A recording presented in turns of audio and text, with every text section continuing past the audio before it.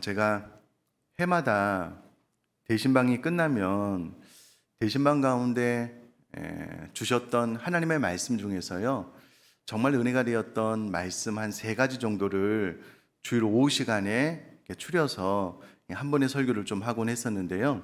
지난 3년을 돌아보면 코로나 때문에 대신방이 없었던 해도 있었고, 또 올해는 오후 시간에 좀 이렇게 나누고 싶은 말씀이 많아서 그런 기회를 잡지 못했습니다.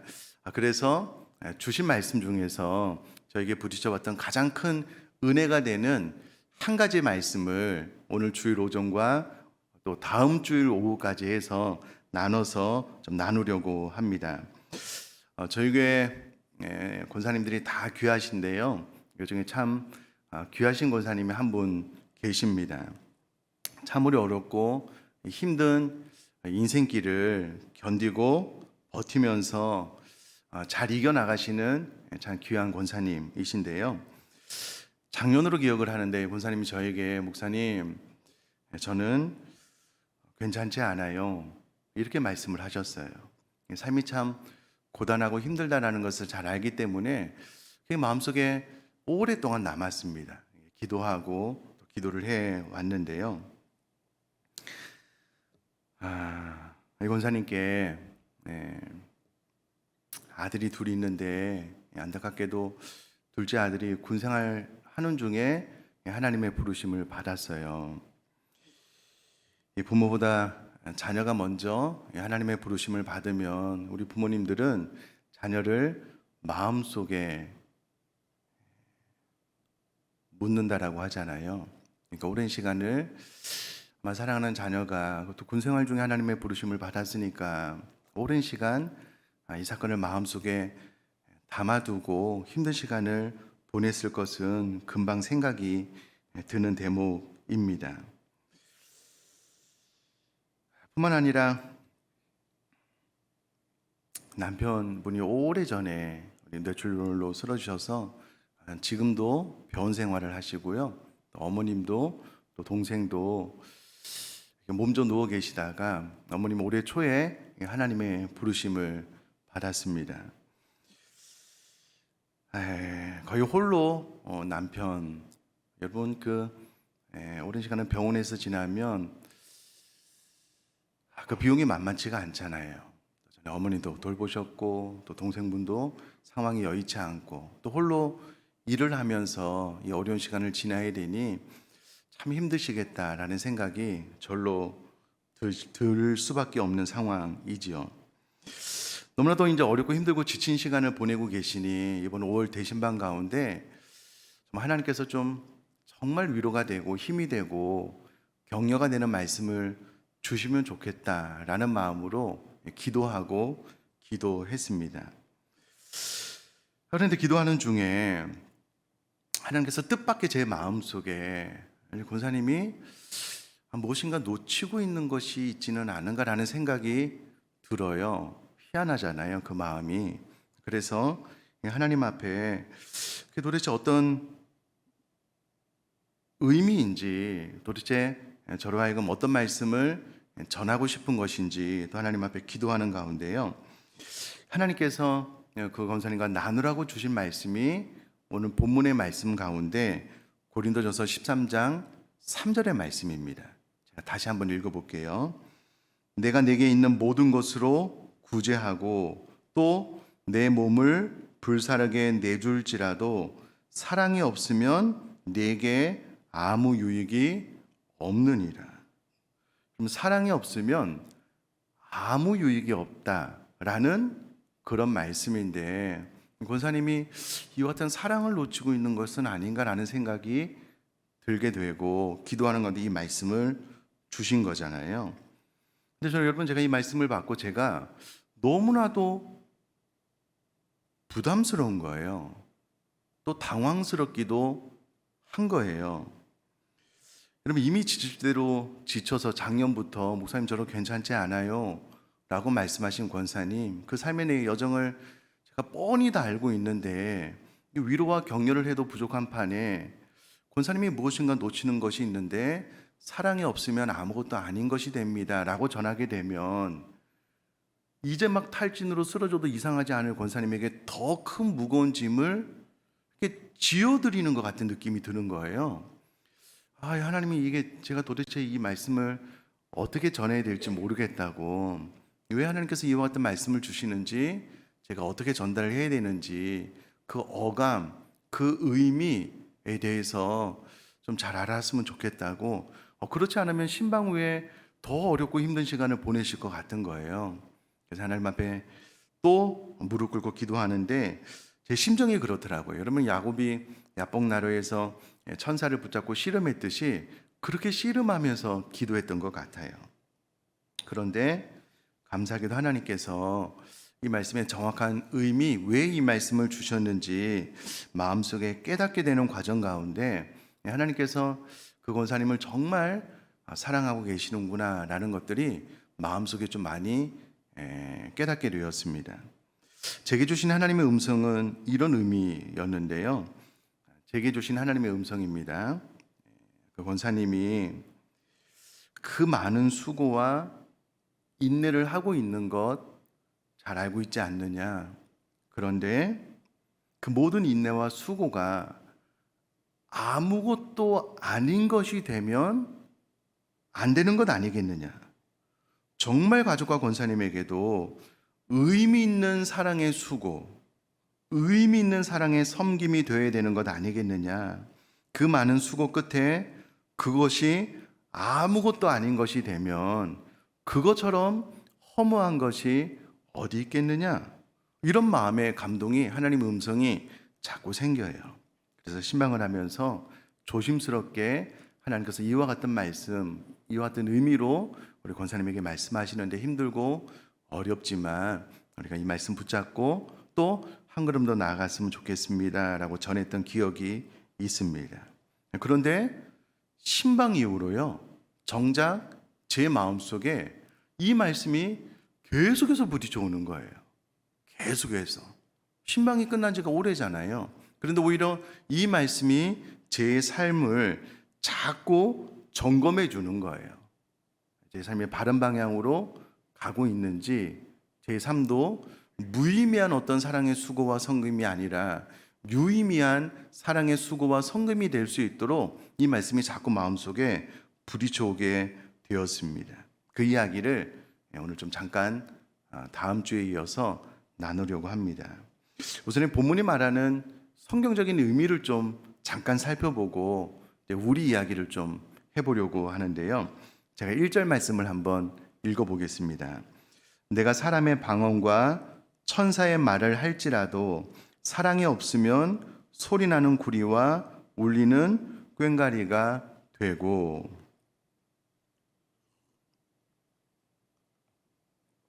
사도 바울이 말한 첫 번째 은사는 방언의 은사입니다. 고린도전서 13장을 사랑장이라고 하는데요.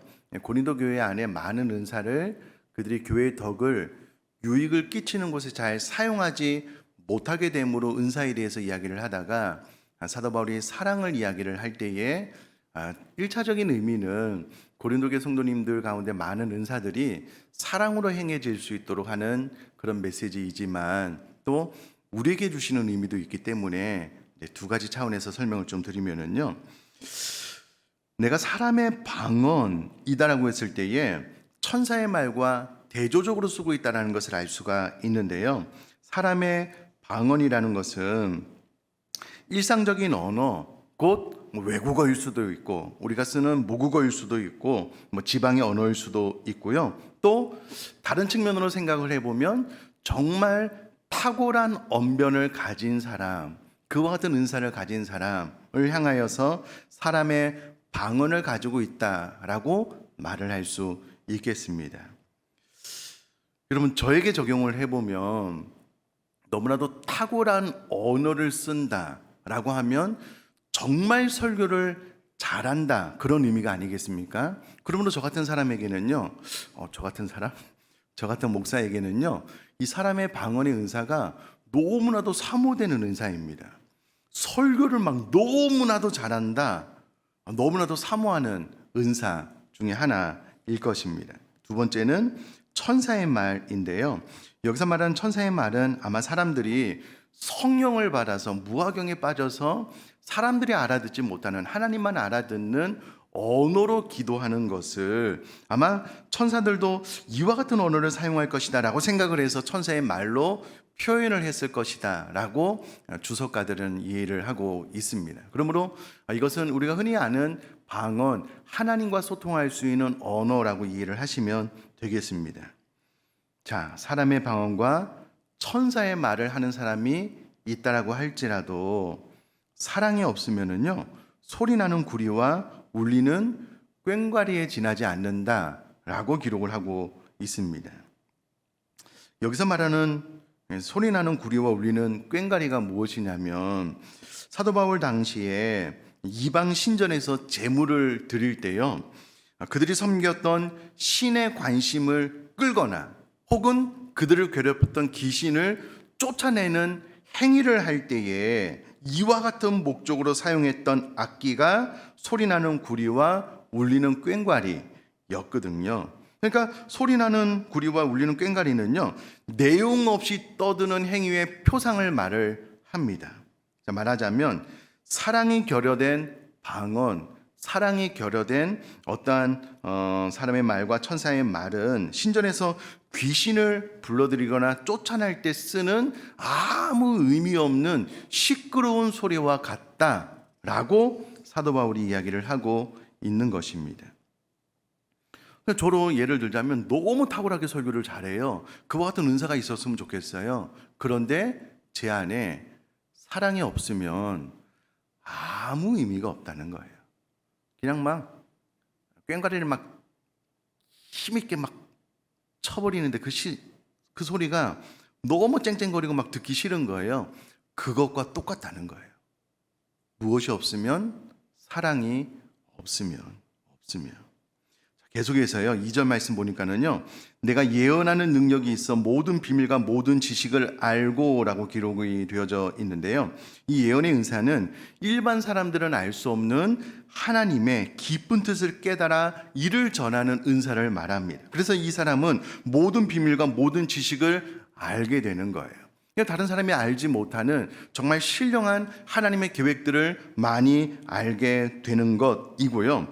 산을 옮길 만한 믿음. 여러분, 성경에서 예수님이 칭찬했던 두 명은 큰 믿음을 가지고 있었던 이방인들이었거든요.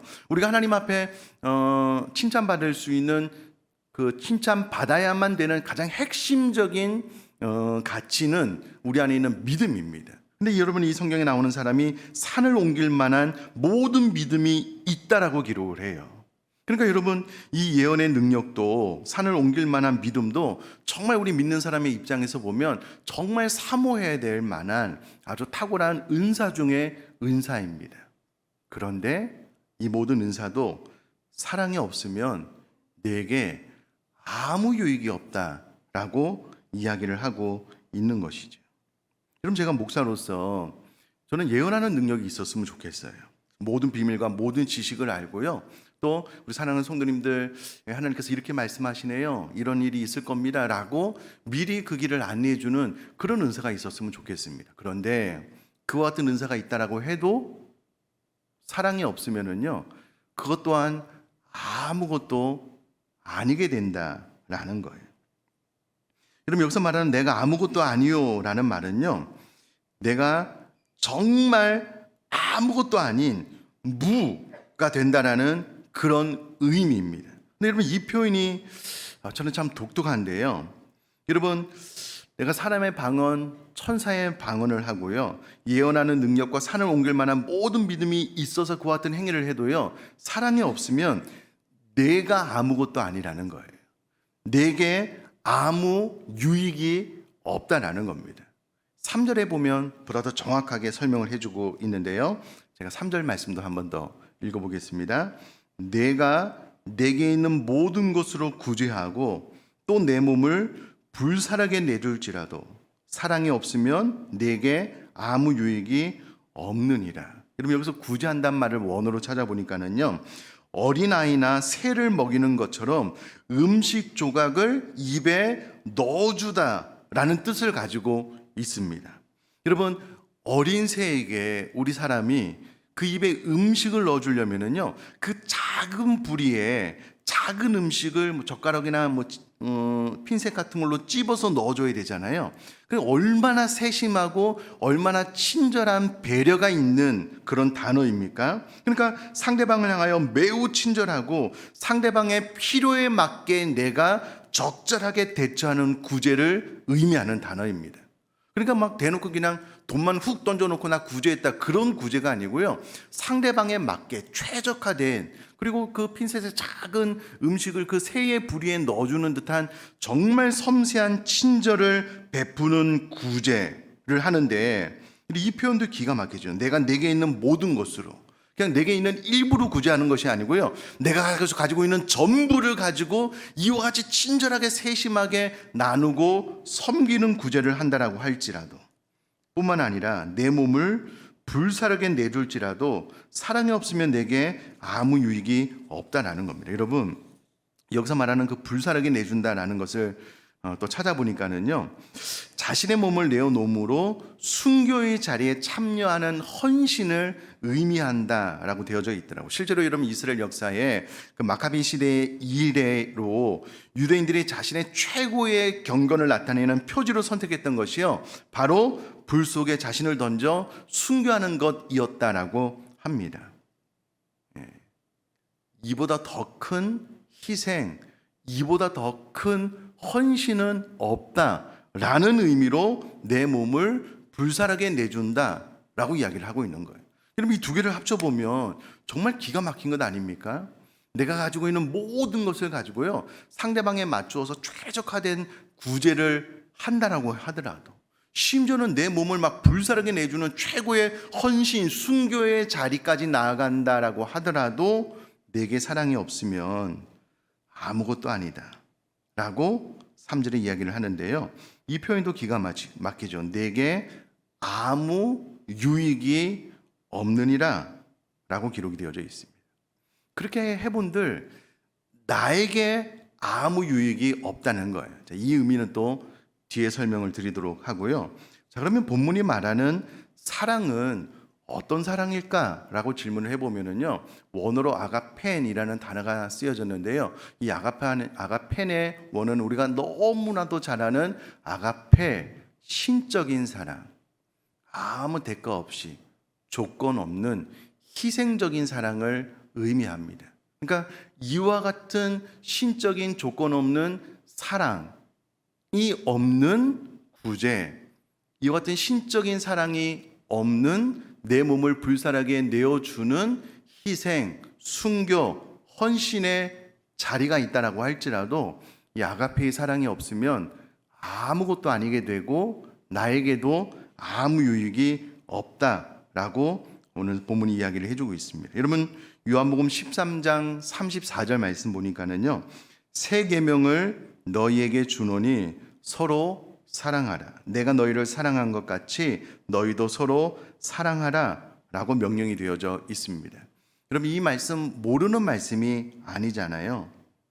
우리에게 사랑으로 행할 것을 명령을 하는데요, 그 기준이 무엇이냐면 내가 너희를 사랑한 것 같이, 하나님이, 예수님이 우리를 아무 조건 없이 희생적인 사랑으로 사랑한 것 같이 너희가 서로 사랑하라 라는 명령을 우리에게 주셨다라는 거죠. 그러므로 하나님 우리를 사랑한 것 같이 절대적인 희생, 절대적인 자신의 생명까지 내어주는 예수님의 사랑, 그 사랑에 근거한 희생과 섬김, 인내와 은사를 사용함으로 서로를 사랑할 때에 그것이 유의미한 것이 되고 그것이 나에게도 유익한 것이 된다라는 그런 말씀입니다. 자, 이제 정말 중요한 우리들의 이야기를 좀 해보도록 하겠습니다. 여러분, 우리가 삶 가운데 내가 기독교인이기 때문에 나름대로 많이 포기하고 많이 희생하고 또 우리 사랑하는 가족들 구원시키기 위해서 내가 많이 인내하고 있다는 것을 잘 알고 있습니다. 뿐만 아니라 우리 가족들이 조금이라도 더 행복한 삶을 살기 위해서 우리 부모님들, 특별히 우리 어머님들 얼마나 자기 삶을 내려놓고 희생하고 헌신하고 계십니까? 우리 부모님들 또한 또 우리 부모님들은 또 부모님들을 섬기기 위해서 또 자녀들을 더 잘 가르치기 위해서 얼마나 내가 먹을 것, 입을 것 다 포기하면서 잘 섬기고 계시냐고요. 그런데 여러분, 그 모든 수고와 노력에 아가페 사랑이 없으면 아무것도 아니게 된다라는 말씀입니다. 여러분, 우리가 아가페 사랑으로 사랑하면 그 모든 과정에요, 하나님께서 나를 사랑하신 그 사랑이 마음속에 있기 때문에 그 사랑으로 사랑하고 섬기고 희생하게 되면은요, 그 모든 과정이 나에게 행복으로 다가와요. 기쁨으로 다가옵니다. 그런데 내가 그리스도인으로서 빛과 소금의 역할을 감당하는 명령이 있기 때문에 내가 우리 가족을 어떻게든 전도하고 가족을 좀 더 행복하게 만들기 위해서 희생해야 된다는 건 알아요. 섬겨야 된다는 것, 내 것을 포기해야 된다는 것을 알아요. 그런데 이 마음 가운데 아가페 사랑이 붙지 않잖아요. 그러면 내 힘으로 하는 거예요. 내 힘으로 하다 보니까는요, 자꾸 힘들어져요. 어려워져요. 그러다 보니까 그 희생과 성김과 사랑이 나에게 유익이 안 돼요. 나에게 기쁨과 행복이 안 돼요. 나에게 평안이 안 된다라는 거예요. 그래서 내 나름대로 최선을 다해 보지만 그것이 나에게 유익이 안 될 수 있다라는 거예요. 이 원리를 좀 기억하시면 좋겠습니다. 자, 그런데 이것이 쉬운 문제냐? 절대 그렇지 않습니다. 절대 그렇지 않습니다. 저는 참 감사한 게 저희 아버님, 어머님을 통해서, 특별히 저희 어머님이요, 저희 할머님을 이제 위암 겪었기 때문에 집에서 저희 어머님이 저희 할머님을 대소변 다 받아가면서 하나님의 부르심을 받을 때까지 저희 어머님이 끝까지 섬기셨거든요. 저는 초등학교 2학년 때 이후로 할머니 밑에서 컸어요. 할머니에 대한 애정이 커요. 근데 저희 어머님이 저희 할머님을 그렇게 섬기는 모습을 보면서 제 마음속에 나도 우리 부모님을 그렇게 섬겨야 되겠다라는 것을 우리 어머님의 삶을 통해서 너무 가슴 깊이 새겼습니다.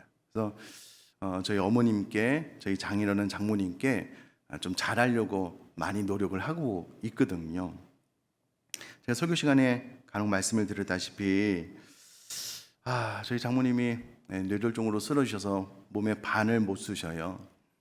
지금은 이제 주간 보호센터 다닌 지 오래되셨고요. 저희 장인어른은 연로하셔서 힘이 없으셔요.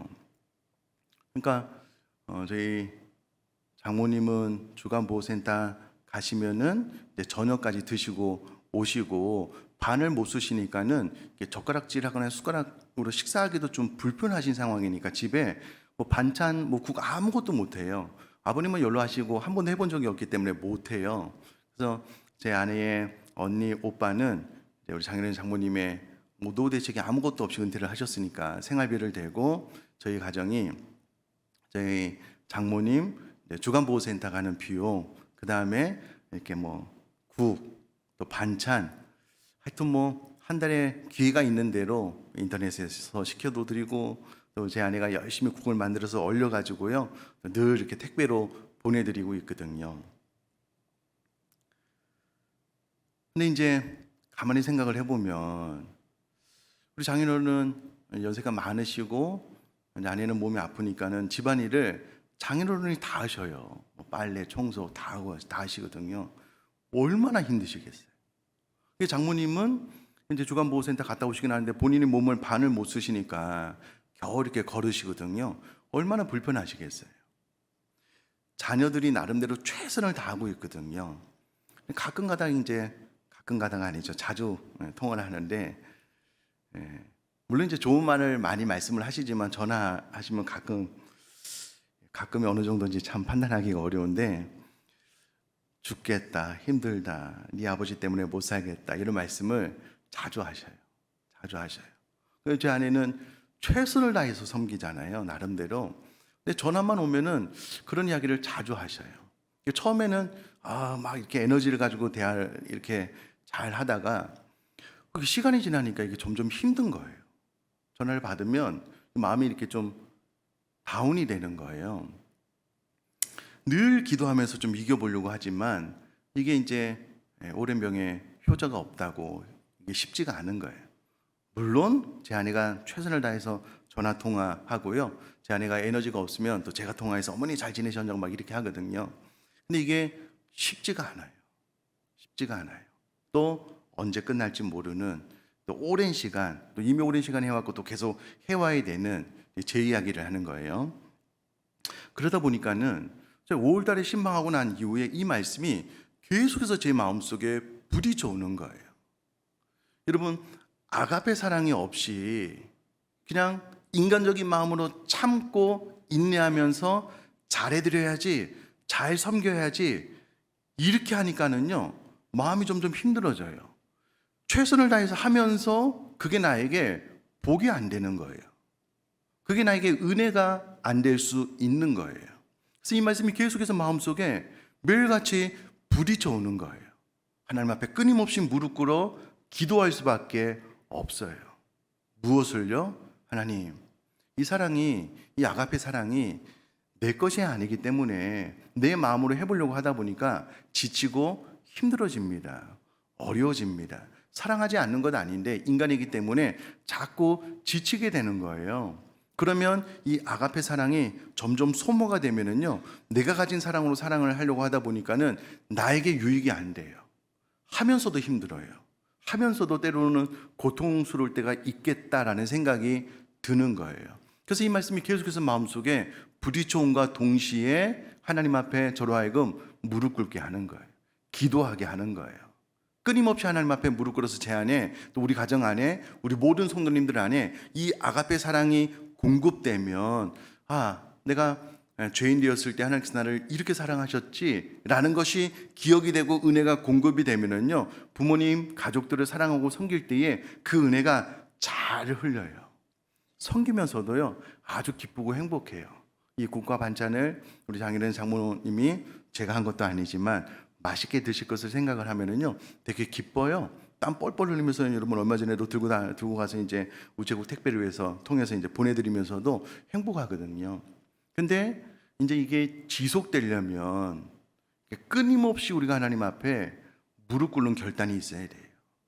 끊임없이 이 아가페 사랑이 내 안에 지속적으로 흐르려면은요, 내가 내 자신을 쳐서 복종시키려고 하는 의지가 있어야 돼요. 안 그러면 내 안에 또 다른 육체의 자아가 훅 안에 올라와서요, 쓸데없는 생각들을 마음속에 많이 불러일으키게 됩니다. 그러면 하면서도 불평해요. 하면서도 마음이 힘들어요. 근데 반대로 하나님 앞에 무릎 꿇어 정말 아가페 사랑이 부어지잖아요. 하면서 행복해요. 하면서 기쁨이 돼요. 하면서 행복이 찾아오게 되는 거거든요. 그래서 사랑하는 성도님들, 제가 이 말씀을 나누면서 준비하면서 생각을 해보니까 하나님께서 저와 우리 모든 사랑하는 성도님들의 수고와 인내와 눈물을 그 누구보다도 잘 알고 계시는구나. 그리고 그 모든 수고와 성금이 정말 의미 있는 것이 되기를 원하시는구나. 그래서 오늘 이 강단을 통해서 하나님께서 저를 통해서 우리 성도님에게 말씀하고 계시는구나 라는 것을 설교를 준비하면서 깨닫게 되었습니다. 아마 우리 모든 성도님들 제 이야기를 잠깐 해드렸지만은요, 저와 비교할 수 없는 정말 힘들고 어려운 시간들을 우리 성도님들이 보내고 계실 거라고 생각이 들어요. 그런데 그 모든 사랑에 아가페 사랑이 없으면 무의미한 것이 될 수 있습니다. 아무것도 아닌 것이 될 수 있거든요. 그러면 이것처럼 허무하고 이것처럼 안타까운 것이 어디 있겠냐고요. 나는 나름대로 참고 인내하면서 최선을 다했어요. 근데 그것이 아가페 사랑이 아닌 것이었어요. 그러니까 나도 힘들고 상대방도 힘들고 아무것도 아닌 것이 되면, 아니 아예 차라리 안 해버리면 모르겠어요. 근데 하고 싶은 대로 그냥 막 살아버리면 모르겠어요. 근데 우리 기독교인들은 그렇게 살 수는 없잖아요. 나름대로 인내하면서 참으면서 잘하긴 하는데 아가페 사랑이 아닌 거예요. 그러면 그 모든 수고 끝에 아무것도 아닌 것이 되면 그것처럼 허무한 것이 어디 있겠냐고요. 그러므로 오늘 하나님께서 우리에게 주신 이 말씀을 잘 기억하여서 내 모든 사랑의 인내와 수고 그 뒤에 아가페 사랑이 있게 되므로 섬기면서도 기쁘고 행복하고 그것이 의미 있는 섬김과 사랑의 수고가 되는 저와 여러분 될 수 있기를 주님의 이름으로 축복합니다.